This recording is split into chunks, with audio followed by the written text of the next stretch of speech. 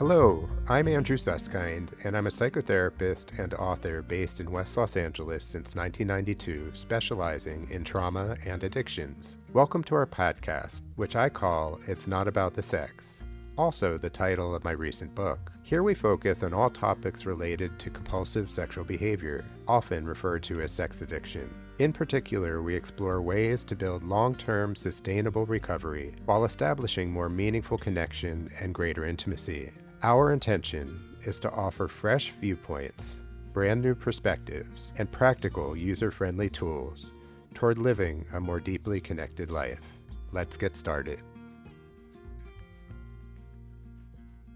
Jan Bergstrom has been in practice as a counselor and trainer in the field of codependency and relational trauma for the past 25 years.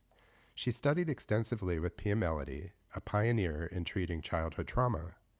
Jan also practices Susan Johnson's emotionally focused therapy, as well as Terry Real's relational life therapy model for couples.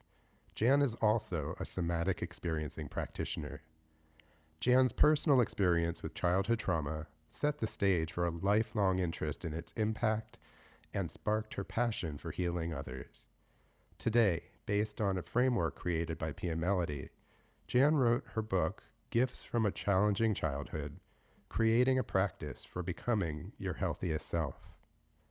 Jan lives in the Boston area with her husband of 30 years and is the mother of 2 adult sons. As a therapist and guide to others, Jan lives a restorative practice and reaps its many gifts in her life. Thank you so much for being with us today, Jan. Well, thank you for having me. I really appreciate it. So one of the things I wanted to jump right into is actually the word trauma, because trauma seems to be more and more in the vernacular nowadays, but not everybody really knows exactly what it is. So I'm wondering if you can answer the simple question, what is trauma work? Yeah, the word trauma, I think, scares some people because they say to me, "Oh, I didn't have any trauma growing up," and so the people who, let's say, were sexually abused or beaten or verbally abused, those people say, "Yes, I have abuse, and that is trauma." But one of the things that we're finding out, and we're seeing more and more, is that trauma is now incorporating the word neglect. And neglect is becoming a big thing in the field of psychotherapy. I mean, it's really hard to treat because neglect is really what people didn't get when they were growing up. So they don't really know what they didn't get, but they didn't get anything. And so that's usually in the areas of their needs, emotional nurturing, physical nurturing, guidance from a parent, all those things that have to do with being relational and really connected and attached. So when we talk about trauma, we're talking about what I call overt abuse. So that would be slapping, kicking, yelling, screaming, punching, sexual abuse, anything like that. And we're looking at the other side of trauma as being neglect or abandonment, basically. So one of the things that trauma seems to leave in our clients is this sense of helplessness, hopelessness, Right. and a feeling like I don't know how to treat it. I don't know how to get better from this. It seems so mysterious to me. I know that I'm just not who I want to be, but I just feel at the mercy of it. So how do you actually move towards healing with your clients? Well, many of my clients, and because I've done these intensives for almost 17 years, will say to me, why should I dig up the past? Especially if people have done some really solid recovery work, because they don't want to get dysregulated and dig up the past. So they want to keep it in the past. But I say to them that it's really a lot of the trauma or what they got in their childhood that's still running the present day in their lives. And it's underneath a lot of addictions, of course. And so, where do you start? And this is one of the things that as a somatic practitioner, I really got clear on is that the body needs to be regulated, the nervous system. We need to find a place in ourself that can be mindful and to observe ourselves with curiosity and not judgment. And of course, because I did study with Pia Melody for years, I use her five core I call practices for healthy living. And the last part of what people have to really foster in order to go in and do any kind of trauma work or healing work is being able to, I call it reparenting. It's a self-talk of these historical places that kind of pop up in our lives today and learning how to be relational with that. So that's kind of what I say to people when they say, where do you start your healing process? A lot of the healing process starts in kind of cultivating this place in ourselves so we can go in and see exactly what happened when you were growing up. So you mentioned the five core practices of PM Melody. Can you share a little bit more specifics about what that entails? Yeah, so she created this about 40 years ago when it was called codependency, and it's really her out of her overview of developmental immaturity that she came up with these five areas that we all struggle in, and so I just turned them into core practices for a healthy self, and they are starting out with this whole practice of loving the self, which has to do with self-esteem and holding yourself with inherent worth. And the second core practice is called boundaries. It's called protecting the self. So it's really looking at what are functional boundaries. It's not just physical or external boundaries or sexual boundaries, like who touches me. It's internal boundaries, which has to do with how information comes into me and what I take in and what I put out when I'm speaking to someone. The third core practice that she talks about is this practice of reality. And it's such a strange word, but it's really knowing the self, and it's learning to figure out and focus on what's happening with me right now. Like, what am I thinking? What are the emotions that I'm feeling? And where is it happening in my body? Like, I know that trauma, because of trauma, we all disconnect from many of our emotions and our bodies because it's trauma, it's traumatic. So, this third practice I'm talking about is really knowing the self. The fourth core practice is really about self care, and this practice has to do with figuring out what I need and want and how I'm interdependent with others around my needs and wants. So I call taking care of the self and your needs and wants.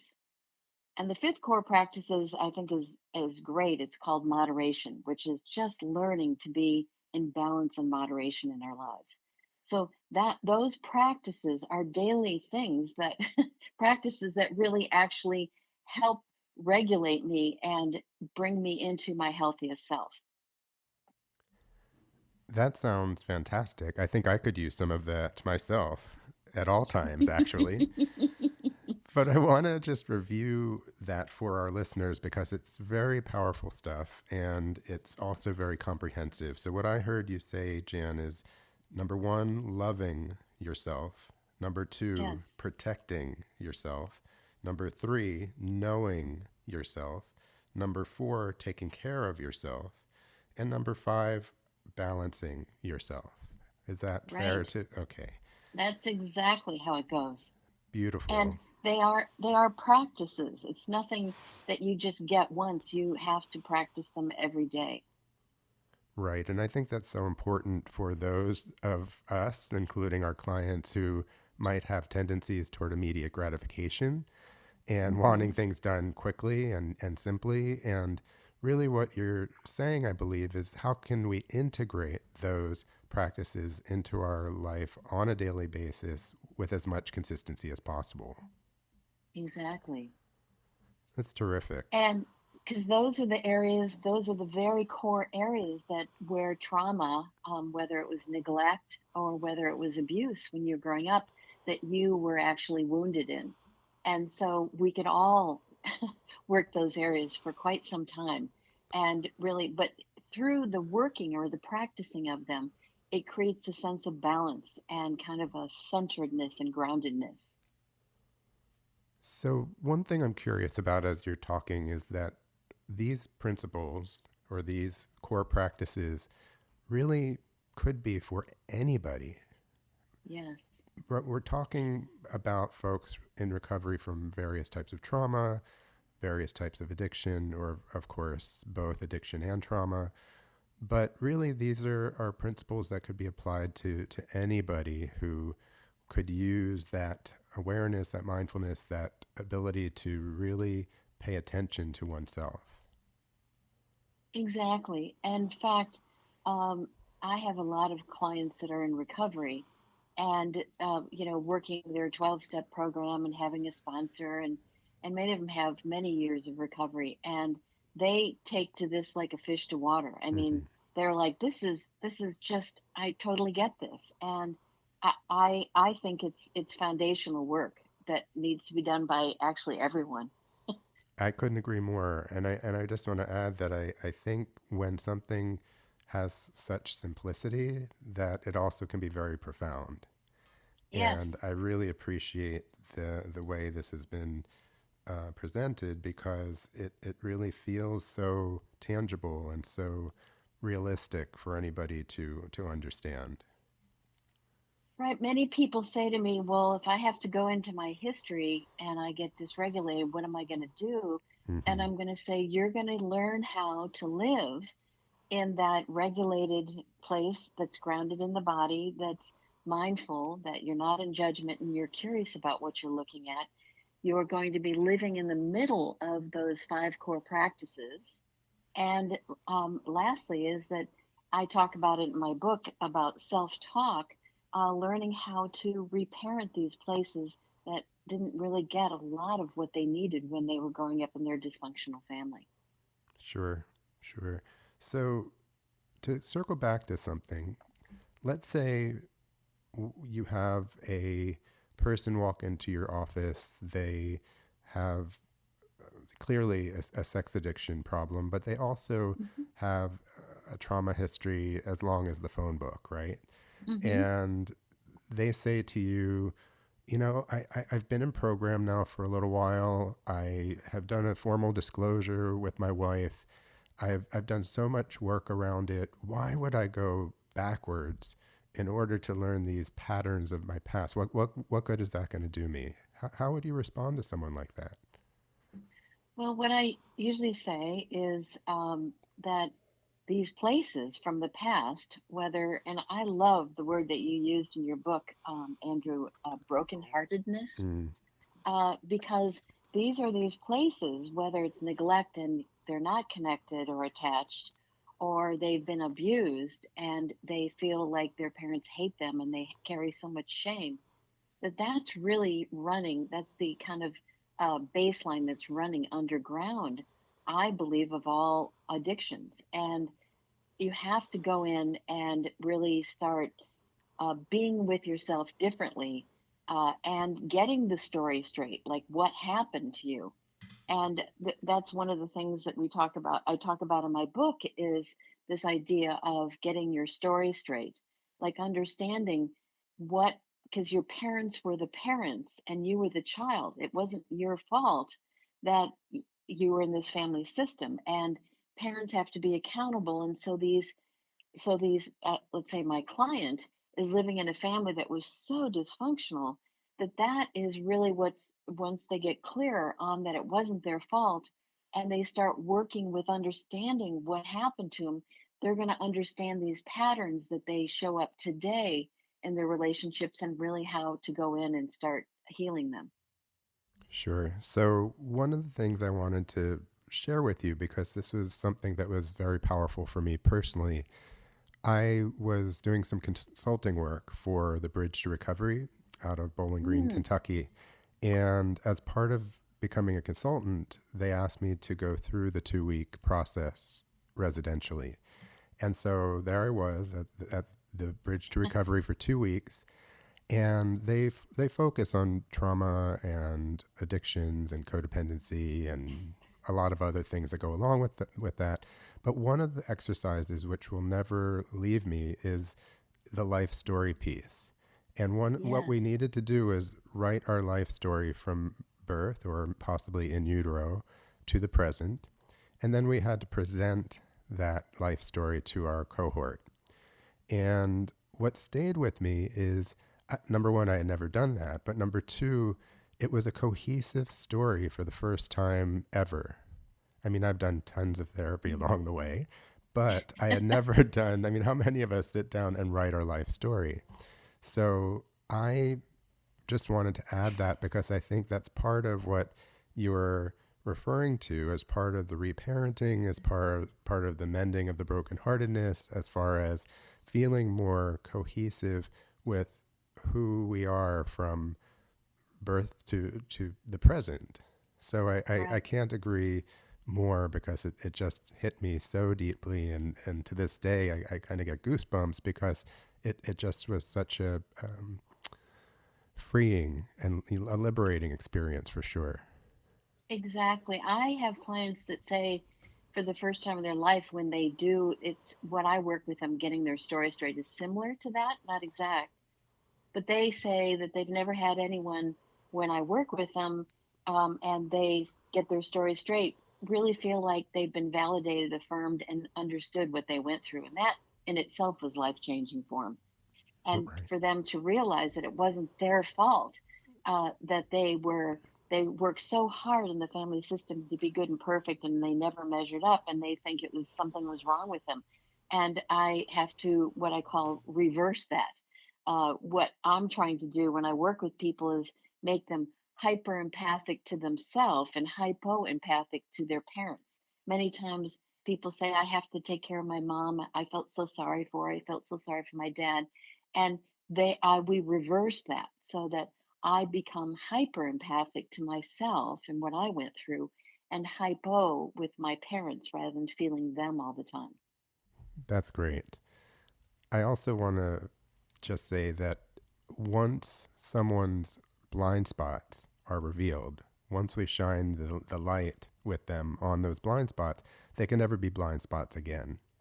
And it's Exactly. and so part of what I think you're giving, which is really the gift of therapy and a process like this, is that opportunity to know more about what really was theirs, what wasn't theirs, and how to take ownership of what happened, but also not Exactly. feel like somehow they're stuck in victim mode or martyr mode or blame mode Exactly. or any of those things because it's just energy that doesn't help anybody. Exactly. Exactly. I did my survivors workshop intensive with Pia Melody, and Mm, that was life changing for me. wow. that rear I talk about this in my book. She rearranged my furniture. That's the term I use because I went in thinking one thing, and I remember the day I walked out of the workshop, I was thinking, I I don't what just happened. Right. So it was very powerful. I can't even imagine because when I did one of her final pit trainings, the what does pit stand for? I can't even remember. Do you remember, Post Jan? induction training. Yeah, Thank you, post thank you. induction I think training. I Yeah, was at one of her very last ones, and I was totally love addicted to Pia. I mean, she rearranges the furniture in such a way that is so intuitive and so powerful, and so she makes it look so easy. And exactly. I can't even imagine sitting there and having her give you that gift. But it's a wonderful thing that I can only imagine has led to the work and development and expansion in your life, both personally and professionally. Absolutely. Yeah. Absolutely. I'm sure we could sit here for many hours just talking about Pia Melody and the impact that she's had on us. But I'm going to go on with the next You're going to move on. question. Yeah, but definitely, I think kind of honoring her for for the legacy that she's left is Exactly. incredible. Exactly. Yeah. Hmm. So when you're talking about reparenting and in particular reparenting historical parts, what's the purpose? What's the therapeutic direction or healing that goes along with that? Well, one of the things that, I mean, this is, Pia calls it inner child work. I call it reparenting. And it's really talking about that when a child grows up and becomes an adolescent, grows up into the family, that really we have these adaptive historical parts of us that were adapted or formed to survive some of the dysfunction that was in our family. And so when you get your story straight and you figure out what those parts are, part of the inner child or reparenting work has to do with when you get triggered today and you drop into your adolescent or teenage self, which is very different than dropping into like a 6-year old self. You actually learn to self talk and reach in and reparent and give those parts of you or that child or that teenager what they never got when they were growing up because parents were either neglecting, abandoning, or they were shaming you and they were abusing you. So, this is our opportunity through this reparenting work, and I call it through self talk, that these places are more healed and regulated so that we're living in action in our lives today rather than reactive behavior, reaction. One of the things I hear you saying is that there's this opportunity to really check in with the different parts of who we are or who a client is that we may not pay attention to generally. So, and I'm thinking actually of parts work with Dick Schwartz and all the good Yes. work of Yep. internal family systems and Yep. what, IFS. right. And one of the questions that I sometimes will check in with a client when I think they might be regressing a bit is, how old do you feel right now? Exactly. Yeah. That's it. Mm-hmm. That's it. And when you do that, I mean, I remember some people look at me and they're like, what?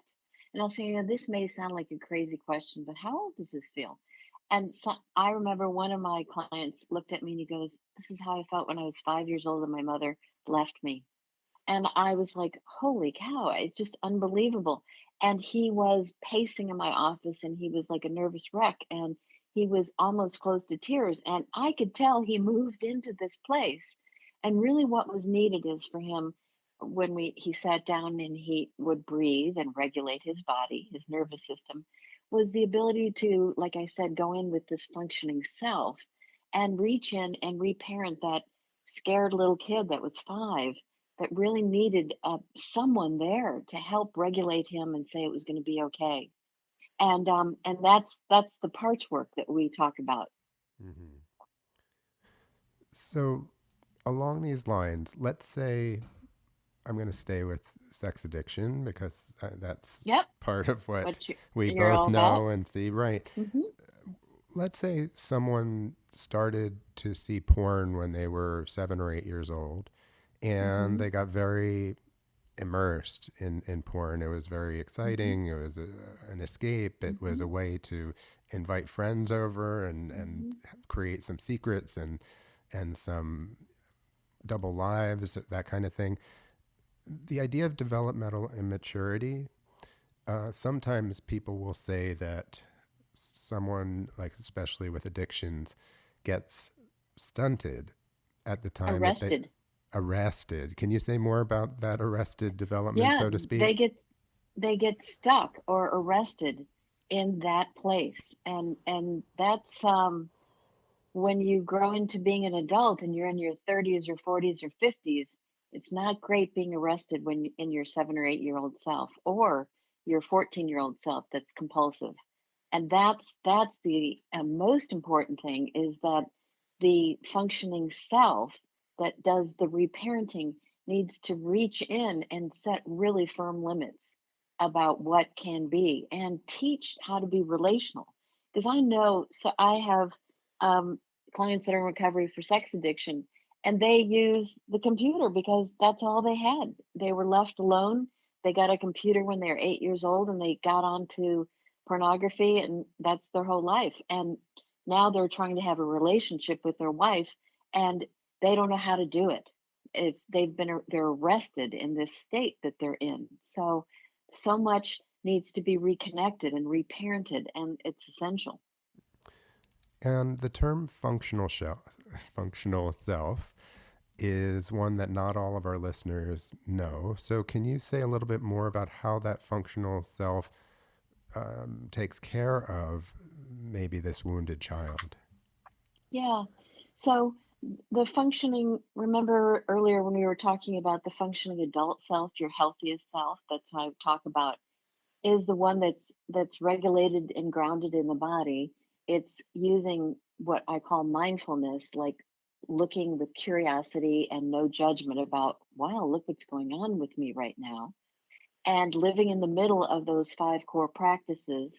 And really, in the reparenting piece, it's being able to go into that part that's arrested or that teenager that's acting out and to step in and do through self talk this whole way of reparenting in a healthy way by setting limits and saying, we are not doing this right now. We're going to stop this. We're going to go and we're going to get out of the house and we're going to go to a group and a meeting, or we're going to go relate to people, or we're going to be in a men's group or a women's group, something where I learn how to be relational. We're not going to sit and be on this computer and be alone and isolate and feel more miserable. So that's really the functioning adult self, is how they start going in with setting limits for dysfunctional or acting out behavior. And for really the younger parts that, let's say, are brokenhearted or are hurting or in a lot of pain or abandoned, it's really about validating, affirming, and nurturing that place and saying you have inherent worth and you're a precious, little 5-year old, and you matter. I'm so sorry that in your family no one saw you. So it's really about a way of being with yourself. Mm-hmm. So, it's partially about the reparenting and it's partially about the hyper empathy piece. Hmm. Okay. Yeah. Yes. So I also was caught by the expression standing in their truth, and I Hmm. wasn't sure exactly what that referred to because I think people sometimes talk about living in your truth or standing in your truth. But Right. how does that fit within the context of our conversation today? Sure. Well, that's the last piece of the work that Pia would call feelings reduction. And what I found is that's a very empowering exercise. And I can't remember what chapter it is in my book, but it's really about, now that I have my story straight and I understand there are these parts that adapted that now I'm going to reparent, I need to stand in my truth. And through, it's actually a Gestalt exercise. It comes from way back with Fritz Perls, who did a lot of Gestalt empty chair work. And what you're really doing is you're standing in your truth as you know it now and being able to hold your parents accountable for the impact that they had on you when you were growing up. And it's an energy exercise. And it's also, I think, so much of any addiction, there's so much shame involved in it. And some of that shame is not genuinely the shame that the child had growing up. It's really what the parents did in relationship to their child, either through abusing them or shaming them or neglecting them, which kids start feeling like there's something wrong with me. No one cares about me. So that is a whole way of being able to give back some of the carried feelings that you had. So that's another piece of getting empowered, is what I call it, empowering yourself. I have to add one quote from Brene Brown. Okay. I know her on a first name basis here because I feel like I've been so touched by her and Pia Melody in different Yes. ways. Brene Brown says, we're given shame by others and we heal our shame through others. And Mm. that other could be a therapist, it could be a sponsor, it could be a group therapy setting. But really, what we're talking about is how do our clients create a different experience so that they can really give the shame back and to know that it's a burden that they don't have to carry. Exactly.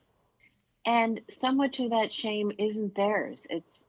I call it, shameless providers that Mm, really went too far, or abandoned and neglected their kids. So kids like kind of think there's something wrong with me. So I know Brene talks about shame resilience. mhm, And I think that really some of it is by speaking your truth and mhm. being in a group where you can speak and really claim your humanity and know that no one's perfect, and to be able to talk about it in a way that everybody really is accepting and understands.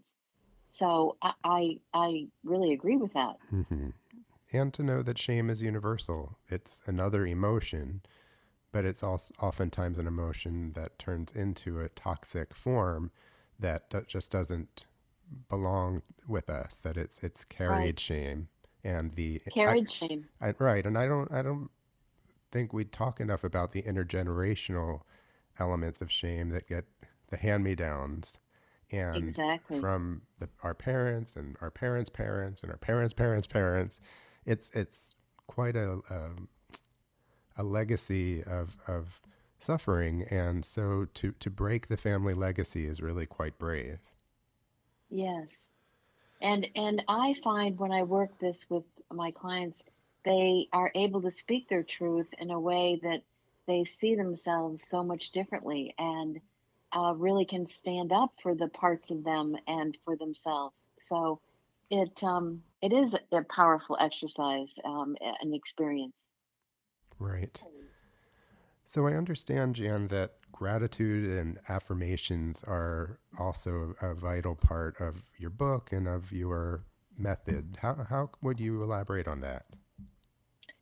Well, I believe, through this creating your healthiest self and the five core practices, I believe, in many ways, and this is my personal belief, it is like a spiritual process. And part of being, whether it's people believe in a higher power or they believe in a higher purpose, I believe that part of that is when we're living in who we really genuinely are through these practices, that a big part of it is having gratitude, and it just naturally starts to arise, I think, in people's lives. Gratitude.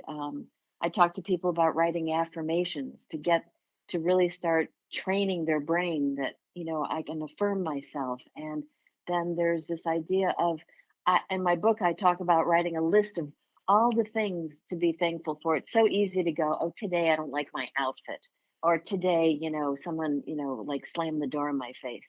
But it's so it we get so myopic. It's so much easier to write a list of all that we can be thankful for and have gratitude, and in recovery, just every little step along the way too. And we can also think of that exercise or that practice as part of neuroplasticity, right? So if the well worn path is about Hmm. complaining, how do we begin to focus on what's right rather than what's wrong? Exactly. And really, it is creating new neural pathways. And I do also talk about in the last chapter of my book is most important thing, I think, is which is really um, getting out and doing something for other people. Hmm. Get out of my little world that I get into, and when I give and I can hold other people with warm regard and with compassion and empathy, and get out of my own world, that's really where this practice of you know I think spirituality starts to happen too. Well, on that note, I'm very grateful that you could join us today, Jan. This was terrific. It was really fun to chat, and I hope we'll have other opportunities in the future to talk more at length because we have so much in common. Yes, and thank you so much, Andrew, for having me be a part of this. I really appreciate it. You're very welcome. Thank you so much for listening today. It was great sharing the time with my very talented colleague, Jan Bergstrom, and discussing this really vital topic about how childhood trauma and addiction can be healed through the various elements of childhood trauma healing. Jan has written a terrific book that I just want to remind our readers about. It's called Gifts from a Challenging Childhood, Creating a Practice for Becoming Your Healthiest Self. And be sure to give us a 5-star rating on iTunes, or please share our podcast on Spotify. And if you have any other topics you specifically would like us to discuss in the future, just let us know. I look forward to you joining us on future podcasts. And thanks again for being with us today.